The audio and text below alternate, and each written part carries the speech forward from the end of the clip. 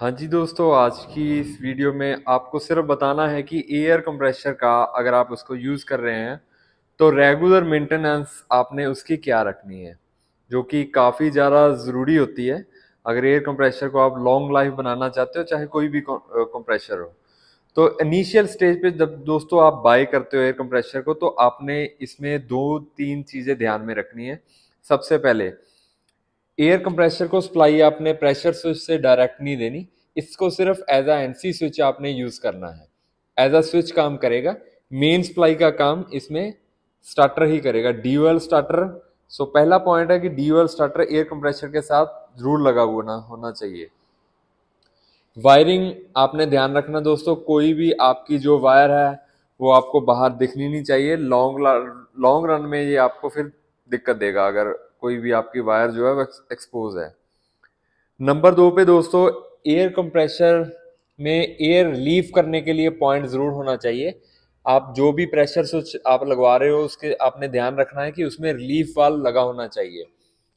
ज्यादातर single phase Motors में problem होती है कि जब एक बार कट करने के बाद दोबारा से आपका कंप्रेसर जो ऑन होगा, अगर लीफ वाल्व नहीं लगा होगा तो ज्यादातर चांस रहते हैं कि वो जाम हो जाएगा।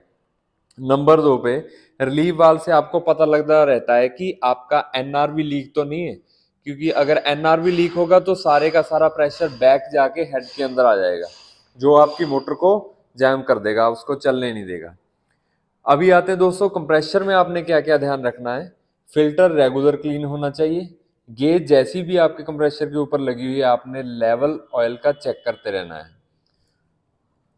मोटर को सप्लाई देने के समय दोस्तों, जैसे हमारे कंप्रेसर के ऊपर यहाँ पे इलेक्ट्रिसिटी सप्लाई का भी हमने पॉइंट दिया होता है कि क्या क्या आपने voltage single phase three phase की आपने चेक करके इसको वोल्टेज देनी है।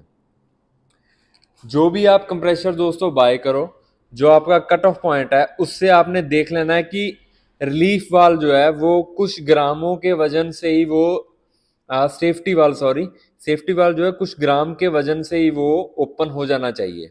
तो इस बात का आपने ध्यान रखना है। जिस भी आप मैन्युफैक्चरर से या डीलर से आप ले रहे हैं तो उस पर आपने ये क्वेश्चन जरूर करना है कि आपका सेफ्टी वाल्व का क्वालिटी क्या है। ये मेजर चीज होती है दोस्तों। शुरुआत में आपको नहीं इसका ज़्यादा नीड होगी, लेकिन जब कंप्रेसर पुराना होता रहता है, प्रेशर स्विच कभी भी फेल होने का चांस होता है, तो सेफ्टी वाल्व जो है ब्रास का होना चाहिए और ऑपरेटेड होना चाहिए पूरा, जिसका इसका वैल्यू वगैरह पूरा सेट होना चाहिए। आगे दोस्तों, एयर कंप्रेसर में फैन जो है वो बहुत ज़्यादा ज़रूरत होती है, क्योंकि एफिशिएंसी एयर की जो है वो सारी की सारी कूलिंग के ऊपर होती है। हवा गर्म होगी, गर्म होने से आपको यहाँ पे एफिशिएंसी इसकी बहुत ज़्यादा डाउन हो जाएगी।